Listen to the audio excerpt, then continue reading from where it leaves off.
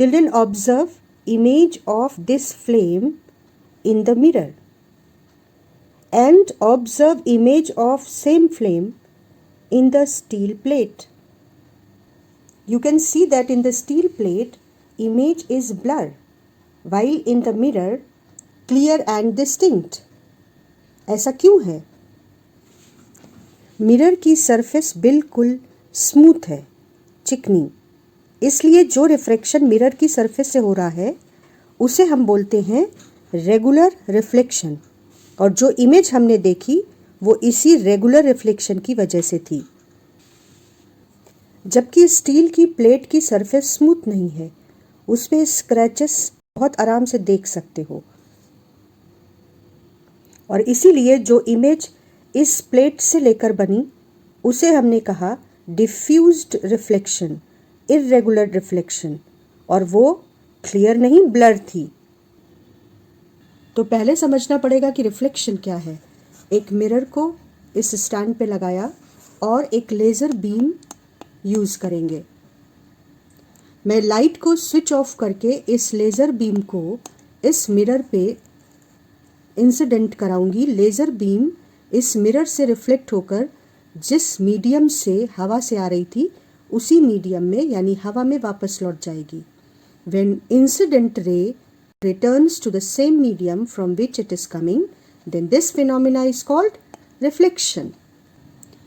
ये laser beam incident हुई, mirror पे इंसिडेंट हुई यहाँ पर इस पॉइंट पर, और फिर रिफ्लेक्ट हुई।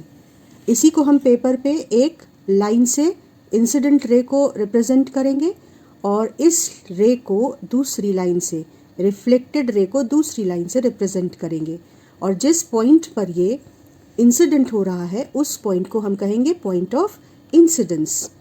अगर मैं एंगल ऑफ इंसिडेंस चेंज करूं तो देखो एंगल ऑफ रिफ्लेक्शन यानी रिफ्लेक्टेड रे की डायरेक्शन चेंज होती है। तो अब इसको हम एक पेपर पे ड्रॉ करेंगे और इस डायग्राम को बोलते हैं रे diagram.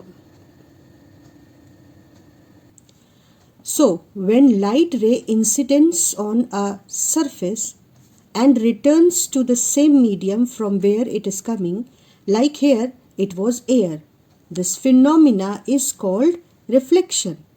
Now, light ray when is reflected from a smooth surface, it is called regular reflection. Like here, two parallel beams are incidenting on the smooth surface, so the reflected rays are also parallel. But if the rays are incidenting on uneven surface, then see reflected rays are not parallel. Their direction is different.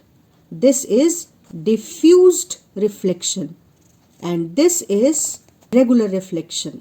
So, definition of reflection: regular reflection and diffused reflection. All the three definitions are important along with their diagrams. Since regular reflection takes place from mirror, so we observe a clear image of an object. While reflection taking place from a steel plate or newspaper is irregular, therefore, we get either hazy image or no image at all. Next class, we will understand reflection through plane mirror in detail.